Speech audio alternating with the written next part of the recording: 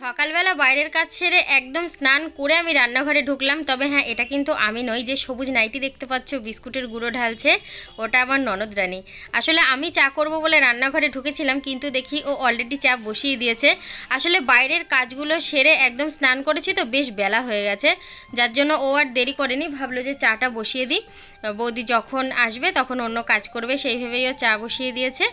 আর বিস্কুটগুলো ঢেলে নিচ্ছে। কালকেই বিস্কুটগুলো আনা হয়েছিল, বেশ কিছু ভাঙা বিস্কুট ছিল, তো আমি আর ঢালিনি। ও একটা বাটির মধ্যে রেখে দিয়ে আবার ঢালো, নালে না ভাঙা আর গোটা একসাথে ঝাঁকুনি খেতে খেতে সব বিস্কুটগুলোই ভেঙে যায়। তো যাই হোক, চাটা খাওয়া হলে তারপর আমি রান্নাবান্নার ব্যবস্থা করব। আমি চা করলে হয়তো এতক্ষণ টাইম নিয়ে করতাম না, ও খুব সময় নিয়ে নিয়ে চাটা করেছে। আর হ্যাঁ, খেতেও খুব ভালো হয়েছে চাটা। তো সব মিস্ত্রিরা একে একে কাজে আসছে, তো সবার জন্যই একেবারে চাটা করে নিল। তো একবারে চাটা করা থাকলে সকালকার ঝামেলাটা মেটে। সকালবেলা দিদির হাতে 1 কাপ গরম গরম চা খেয়ে আমি দিনটা শুরু করব।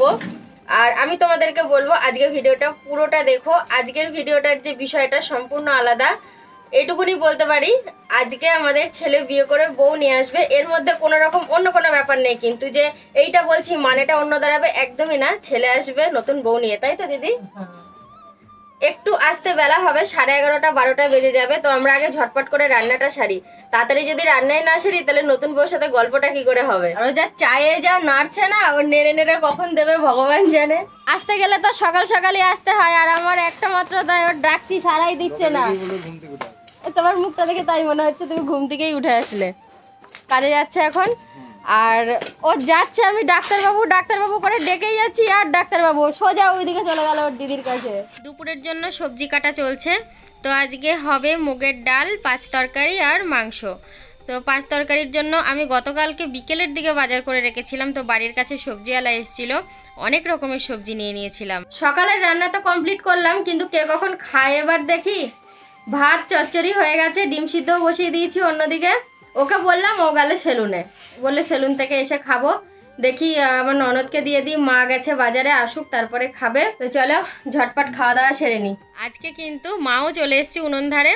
তো মা উনুনটা জেলে দিচ্ছে। তো কাঠেই রান্না হচ্ছে কদিন ধরে, আর কদিন কাঠেই রান্না হবে, যেহেতু বেশি রান্নার চাপ। তো ঘরে আর করছি না, ওই জন্য প্রত্যেকদিন কাঠে রান্না হচ্ছে। কালকে যে মুদি সাদাইগুলো আনা হয়েছে আর মানে খোলার সময় হয়নি, তো এখান থেকে আমি ডালটা দিয়ে আসবো। এখন রান্না করবে, আজকে মুগ ডাল হবে। বসে আছো, শুধুই তো ফোন ঘাটছো, ঠাকুর দেখছি। দাঁড়াও, তোমাকে একটা জিনিস দেখাই, দেখবা? কি জিনিস? দেখো, আমি প্রোবো অ্যাপ দেখছি। প্রোবো অ্যাপ? সেটা আবার কি? প্রোবো হলো ভারতবর্ষের প্রথম ওপিনিয়ন ট্রেডিং অ্যাপ, যেখানে শুধুমাত্র হ্যাঁ আর নাতে মতামত পোষণ করেই টাকা উপার্জন করা যায়। ডেসক্রিপশনে লিংক দেওয়া আছে, তোমরা ডাউনলোড করো এবং পেয়ে যাও 25 টাকা ওয়েলকাম বোনাস। প্রোবো অ্যাপে বিভিন্ন রকম ক্যাটাগরি রয়েছে, যেমন finance, crypto, entertainment, news, politics, আরো বিভিন্ন রকম। ক্রিপ্টোতে এই সমস্ত ক্যাটাগরি রয়েছে যেখানে তোমরা হ্যাঁ কিংবা না এর মাধ্যমে উত্তর দিয়ে টাকা উপার্জন করতে পারবে। যেমন বর্তমানে টি20 ওয়ার্ল্ড কাপ শুরু হতে চলেছে, তো আমি ক্রিকেট ক্যাটাগরি সিলেক্ট করেছি। আর ওখানে প্রশ্ন আছে যে ইন্ডিয়া কি টি20 ওয়ার্ল্ড কাপ জিতবে? তো আমার হ্যাঁ মনে হয়, তো আমি এখানে ইয়েস সিলেক্ট করেছি এবং কিছু টাকা আমি ইনভেস্টও করছি, কারণ আমি পুরোপুরি ভাবে শিওর। তাই নিচে থাকা কোয়ালিটি স্লাইডারে ইনক্রিজ করে আমার অপশন সাবমিট করছি, কেননা এখানে রয়েছে যত বেশি পরিমাণে ইনভেস্টমেন্ট তত বেশি পরিমাণে রিটার্ন। আর জেতা টাকা তোমরা এখানে খুব সহজেই ফোন পে, গুগল পে এবং ইউপিআই এর মাধ্যমে উইথড্রল করে নিতে পারো। প্রবোতে প্রত্যেকদিন 7 মিলিয়নেরও বেশি লোক তারা তাদের নিজেদের মতামত পোষণ করে লাখ থেকে কোটি টাকা পর্যন্ত রোজগার করছে। তো আর দেরি কিসের, তোমরা যাও ডাউনলোড করো প্রোবো অ্যাপ আর পেয়ে যাও 25 টাকা ওয়েলকাম বোনাস এবং প্রফিট আর্ন করতে শুরু করো। মায়ের স্নান হয়ে গেল, মাকে অনেকক্ষণ ধরে বলছি মা স্নান করো স্নান করো। মায়ের আজকে নিমন্ত্রণ আছে দুপুরবেলা, তাই না মা? হ্যাঁ। আজকে শুধু পাথরের মিস্ত্রিরা কাজে আসেনি, ওনারা কেন ডুব মেরে দিল বুঝতে পারলাম না, তাছাড়া সবাই এসছে। আর যে সামনের কাজটুকু বাদ ছিল, ওই সামনের কাজটুকু, ওই দিকের দেয়ালটা প্লাস্টার হয়ে গেছে, মানে সামনের দেয়ালটা ধরেছে। সবাই রান্না করছে, আর রাজু আর আমি দেখাশোনা করছি যে রান্নাটা ঠিকঠাক হচ্ছে কিনা। আর কে কতটা রাগ প্রকাশ করতে পারো আমার আর রাজুর ওপর করে নিও, যে সবাই কাজ করছে আর আমরা বসে আছি, কিন্তু স্বাভাবিক কথা। চিকেনের লাল ঝোল তৈরি, দেখে আর পেটের খিদে বেড়ে গেল। এমনি তো খিদে পেয়েছে। মা যাই টোটো থেকে নামছে, রাজু বলছে আজকে কেউ আমাদের বাড়ি আসবে। যেই তাকিয়েছি দিয়ে দেখি মা আসছে। কর্তা বললো ছাদে এসো, চলো দেখা যাক ছাদেও কি সংবাদ দেয় আমাকে। ছাদে না রোদ্দুরের জন্য ওঠা যায় না, ছাদে আর আসি না বেশি। ছাদটা খুব ময়লা ছিল বলে আমি আর কি জামা কাপড় মেলার জন্য আসতাম না। মাঝেও পরিষ্কার করেছিল, আবার ময়লা হয়েছে, এমনি ধুলোবালি রয়েছে, তেমন জিনিস ছড়ানো না থাকলেও। আর এই যে ছাদে বসে আছে, নাও নতুন বউ নতুন বউ, নতুন বউকে পুরো পুরনো করিয়ে নিয়ে তারপর আমি তোমাদের সামনে নিয়ে আসলাম, কারণ এসছে অনেক দূর থেকে আর প্রচুর পরিশ্রম হয়েছে। দিয়ে আমি বললাম তোমরা চান খাওয়া দাওয়া করো, ফ্রেশ হও, ঘুমাও, তারপরে তোমাদেরকে ব্লগে আনা যাবে। ওই আসার সাথে সাথেই টেনে টুনে ভিডিও করা সেটা ঠিক না। তোমরা তোমাদের বাড়ি কোথায় আমি তো জানি, তোমরা ডিজি মুখে বলো, বল তুই বল। আমি থাকি তো বর্ধমানে, আমার বাড়ি হচ্ছে পুরুলিয়া ডিস্ট্রিক্ট। ওর বাড়ি হচ্ছে পুরুলিয়া ডিস্ট্রিক্টে, ও কাজের সূত্রে থাকে বর্ধমানে। আর সত্যি কথা বলতে কি বলতো, ওর সাথে আমার সম্পর্ক হচ্ছে তাও 3 বছর, 2019 থেকে, তাই তো। ও ভালো একদম সালটা মনে রেখেছে। আর রিসেন্ট আমার ছেলে বিয়ে করে ফেলেছে, নিজে পছন্দ করে দেখাশোনা করে, দুরকমভাবেই বিয়ে হয়েছে। কিন্তু বিষয়টা হচ্ছে যে তখন যাওয়ার মতো কোনো পরিস্থিতি ছিল না, আর বিয়েটা সেরকম কোনো অনুষ্ঠান করে হয়নি বলে আমি যাইনি। আর 4-5 মাস আগের ভিডিওতে তোকে হয়তো দেখেছে, তুই আমার বাড়ি এসেছিলি, দুদিন ছিলি। মার্চের 28 তারিখে। হ্যাঁ, আর ওরা এসছে, মানে ও বলেছিল যে মা আমি যেখানেই থাকি না কেন, যেই প্রান্তে, আমার যখন জন্মদিন তো আমি সেই টাইমে আসবো। বললাম অবশ্যই আসবি। তো 16ই অক্টোবর ওর জন্মদিন, আজকে 14ই অক্টোবরও চলে এসছে। যেহেতু কালকে শনিবার, নতুন বউ নিয়ে শনিবার বাড়ি থেকে বেরোবে না, আমি বললাম তাহলে শুক্রবারে চলে আয়, আগের দিন চলে আয়। তো সেই কারণেই এসছে। আর এখন কদিন থাকবে, ভীষণ আনন্দ করব, মজা করব। আর আমার নতুন বৌমা ঘেমে যাচ্ছে গরমে। আর ওটা দেখো, লজ্জায় ও ঘরেই ঢুকছিল না। আচ্ছা তোমার শ্বশুর মজায় গামছাটা কেন বাঁধে একবার জিজ্ঞাসা করো তো, কেন বাঁধো বাবা?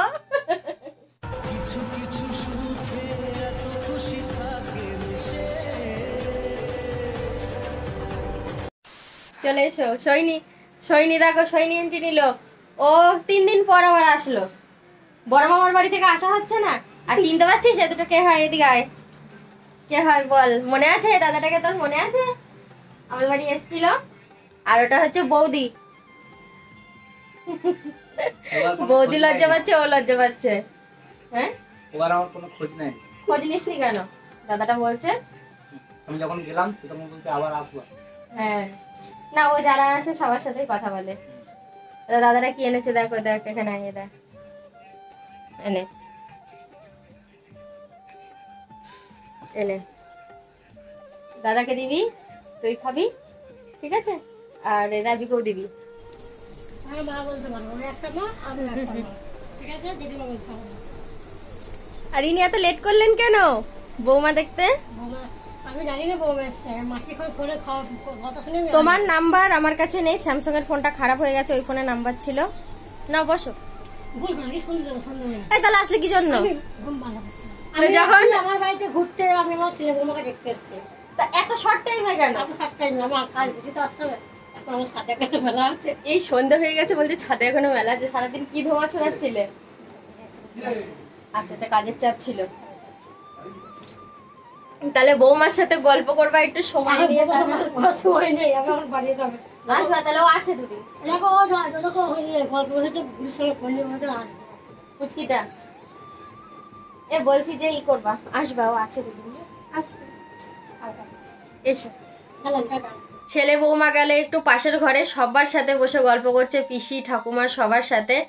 তো যাই হোক, এবার তোমাদেরকে একটু আমি বলি, হয়তো ভাববে হঠাৎ করে ভিডিওর মধ্যে চলে আসলো ছেলে বৌমা, সেরকমটা নয়। আজ থেকে মানে 2019 সালে ওর সাথে আমার পরিচয়। তো ভিডিওর সূত্রেই পরিচয়। ও কিন্তু কোনো রকম কোনো ভিডিও করে না, কিন্তু ও বলেছিল যে তোমাকে আমার মায়ের মতো দেখতে। তো মা ডাকের প্রতি আমার একটা আলাদা দুর্বলতা আছে। আর ওই ছেলেটাও একটু দেখলাম অন্যরকম, খুব ভালোবাসে। এতগুলো বছর হয়ে গেল, প্রায় 3 বছর হয়ে গেল, মানে কোনো চেঞ্জ নেই ওর মধ্যে। আগে যেমন দেখেছি আমাদের প্রতি ভালোবাসা, আজও তেমন দেখছি। তো সেই জায়গা থেকেই ওর সাথে আমার সম্পর্কটা ঠিক আছে। ও এর আগে একবার এসছিল, আর মানে কন্টিনিউ ফোনে কথা হয়। এবার কি বলতো, অনেক দূরের রাস্তা, ইচ্ছা করলেই আসতে পারে না। তো একবার এসছিল, আর এই আসলো বউ নিয়ে। তো এই হচ্ছে ব্যাপার, আর কিছুই না। খুব ভালো লাগছে, খুব ভালো সময় কাটছে। ওরা এসছে তো অনেকক্ষণ, কিন্তু আসার পরে ভিডিওতে নিইনি। আসার পর বউটার চোখ মুখের দিকে তাকানো যাচ্ছিল না, মানে বাসে খুব শরীর খারাপ করছিল ওর। আর পুরুলিয়া থেকে ধরো এই নবদ্বীপ মানে রাস্তাটা তো কম না। বলছে রাত্রির 2:20 ঘুম থেকে উঠেছে। আর ওদের বাড়িটা হচ্ছে গ্রামে, আমাদের এখানকার মতো যানবাহন ব্যবস্থা সেখানে নেই, কোনো রকম কোনো ব্যবস্থাই সেখানে নেই। তো রাত্রির 2:20 থেকে 5 কিলোমিটার হেঁটেছে, হেঁটে তারপর বাস স্ট্যান্ডে এসে বাস ধরেছে। তাহলে ভাবো মানুষগুলো কত রাত্রে উঠে হেঁটে হেঁটে এসছে, কতটা এসছে, তারপরে এই জার্নি। তো আমি দেখলাম যে ওরা বিশ্রাম করুক, খাওয়া দাওয়া করুক। ওদের বললাম যে খাওয়া দাওয়ার পর একটুখানি ঘুমা, তারপরে আমি তোদেরকে সবার সাথে আলাপ করাবো। আর আমার মাও এসছিল, মা বাড়ি চলে গেছে। তো আমার মানে যা আসলো সবাই আসছে একে একে, দেখতে বেশ ভাল লাগছে। ওই কিন্তু মানুষ হিসাবে ভীষণ সুখী, ঘুমিয়ে নিল, চোখ মুখ সেই কথাই বলছে। হ্যাঁ, ও ঘুমিয়ে নিয়েছে। আর আমি এতক্ষণ ওই ঘরে ছিলাম, হচ্ছে নতুন বউ আমাদের খুব মিশুকে, এই ঘরটা ফাঁকা ফাঁকা বলে ও চলে গেছে ওই ঘরে মায়েদের কাছে, ওর পিসিদের কাছে, দিয়ে ওইখানে বসে গল্প করছে। আর আমার ননদ তো মাথায় তেল দিয়ে দিল, ও বসেছিল, ওকেও মাথায় তেল টেল দিয়ে দিল, এখন ওর চুল বেঁধে দিচ্ছে। আর একদিন এসেই মিশে গেছে খুব সুন্দর আমাদের সাথে। আর ওর চুলটা বাজছে আর আমার চুলের গল্প হচ্ছে, জানো তো। বুড়ি বলছে কি যে বৌদির এরকম চুল ছিল, সেই চুল কোথায় গেল। কলেজ জলে শেষ। হ্যাঁ, কলেজ জলে শেষ। এখন সেসব কথা বললে গল্প কথা হবে, বলেও আর লাভ নেই যখন না। এবার রাতে রান্নার ব্যবস্থা করব, তরকারি বেশ কিছু আছে, আর ভাত টাত করবো। ভাতটা এসে করে নবদ্বীপ যেতে হবে। নবদ্বীপ যাও? ও কার মাথায় না তেল দেয়, তাহলে দেখো। শোনা, এ শোনো, কি হলো? পুচকুলি এদিকে তাকাও। এটা কে? এটা কে? কার বৌদি? তোমার বৌদি না সৈনির বৌদি? কবিতার জন্য একটা শাড়ি নিয়ে আসলাম, এখানেই আর কি পেয়ে গেলাম। ভেবেছিলাম দূরে যেতে হবে, দূরে যেতে হয়নি। দিদি শাড়িটা একটু দেখো তো কেমন হয়েছে, তোমরা একটু দেখো। এখান ধর, পিছিয়ে দিগা। ভালো হয়েছে দিদি শাড়িটা? খুলবো? হ্যাঁ খোলো, মোটামুটি খোলো। পুরো ভাঁজ খুললে ভাঁজ করতে হ্যাঁ। হবে না, পুরো ভাঁজ খুললে চিন্তা নেই। অরেঞ্জ কালারের মধ্যে নিলাম, আর মাঝখানেরটা হচ্ছে তোমার ওই ব্লুতে আছে। হ্যাঁ, এই যে এটা কুচি, এটা আঁচল। হ্যাঁ, আর এটা বডিটা। কবিতাকে বললাম যে দেখো পছন্দ যদি না হয় আমি ঘুরিয়ে দেবো, বললো তোমার পছন্দই পছন্দ। বল তোমার পছন্দ হলে পাল্টেন না। ওকে পছন্দ হয়েছে? বেশ, পরো দেওয়ালিতে। দুর্গাপুজো তো শেষ, এখন সামনে দেওয়ালি। তোমাদের ওখানে দেওয়ালি হয়? আচ্ছা, এই যে দেখি কত সুন্দর লাগছে। সবাইকে হাই করে দাও, বলে সবাই কেমন আছো? হ্যাঁ, ওই পড়ে যাবে। কাকে পরাবো? পিসিকে পরিয়ে দাও। আমি পরবো না, পিসিকে পরিয়ে দাও। আচ্ছা, হ্যাঁ, সাজা। হ্যাঁ, পিসিকে লিপস্টিক পরিয়ে দাও। উল্টো পাল্টা দিয়ে দেবে। ওটাই তো ভালো হবে। ওর যা পরানো, আচ্ছা, ভাই তাও ভাইজি পিছিয়ে পড়া। হ্যাঁ ভাইজি পিসিকে পড়াচ্ছে, ওর যা পরানো। হ্যাঁ, যাক 4 কাঠা জমি জুড়ে এবার ছড়াবে, চিন্তা নেই। খুব ভালো না গো, ভালোই পড়াচ্ছে এখনো পর্যন্ত।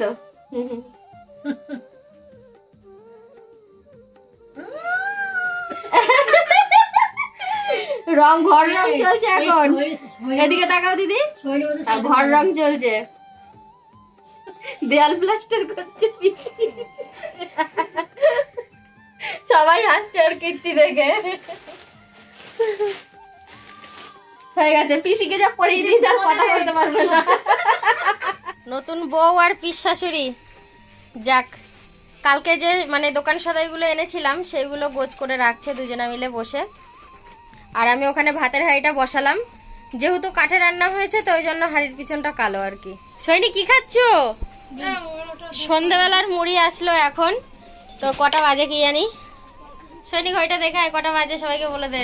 সকালে 2টো ডিম আমি বেশি সিদ্ধ করে রেখেছি, ও সেই ডিম খেলে ও আর সুস্থ থাকবে না, ও মরে যাবে। হ্যাঁ, ও বড় কড়াইতে করেই আমি মাখছি মুড়িটা। এবার কি বলতো, পাও ভাজি আর মানে চপ পেয়েছি, যেহেতু বাড়ির সবার জন্য একসাথে মাখছি ওই জন্য বড় কড়াইটাই নিলাম। পুরো 7:30 পৌনে 8টা বেজে গেছে। এবার হবে সন্ধ্যাবেলার টিফিন, 10টায় হবে রাতের খাবার, পুরো ফিক্স টাইম। আমার বৌমাটি কিন্তু বেশ ভালো, বেশ মিশুকে খুব সুন্দর মিশে গেছে, মনেই হচ্ছে না যে আজকে প্রথম আসলো। তো যাই হোক, ওই ঘরে ছিল অনেকক্ষণ, ওর ঠাকুমার কাছে পিসির কাছে শুয়েছিল। পিসি মাথায় তেল দিয়ে দিয়েছে, শুধু আমার একার না, ওর মাথায় তেল দিয়েছে, আমার মাথায় তেল দিয়েছে। খাওয়া দাওয়া অল্প করে খেলো, খিদে নেই একদম। তো যাই হোক, আমি রাত্রের খাবার গরম করছি, এবার তোমাদের বিছানাটা রেডি করে দেবো, শুয়ে পড়ো। চোখে ঘুম নেমে আসছে, এত রাত হয়েছে। আর আমার এখানে কদিন থাকলে তুমি অসুস্থ হয়ে যাবো মনে হয় রাত জেগে। যাও ঘরে যাও, আমি যাচ্ছি ঘরে। আর এই যে তরকারি গরম হচ্ছে, আজকে তো অনেক রাত পর্যন্ত মিস্ত্রিরা কাজ করবে, এদের খাওয়া হয়ে গেল, মা বাবাকে দিয়েছি, বাদ থাকলাম মিস্ত্রিরা, আমি, আমার ননদ আর ও। তো ভাবছি খাবারটা ওই ঘরে রেখে আসবো, কারণ ওই ভাইগুলোই বললো যে খাবারটা ঢাকা দিয়ে রেখে যাও, আর রাত জাগতে হবে না, ওরা 12টা-1টার সময় খাবে। তো ভাবছি ওদের খাবারটা দিয়ে আমরা 3জন খেয়ে খাওয়ার পাটটা একদম চুকিয়ে ফেলবো। তাহলে চলো বন্ধুরা, আজকের ব্লগটা কিন্তু ভীষণ ভালো লাগলো, আশা করি তোমাদের। আর আমার দিনটা কিন্তু ভীষণ ভালো কেটেছে, একদম অন্য রকম ভাবে, অন্য কিছু ভালোবাসা পেলাম, অনেক অনেক কিছু নতুন নতুন পাওয়া পেলাম। তাহলে চলো আজকে গুড নাইট বলছি, দেখা হচ্ছে কাল সকাল থেকে, কেমন?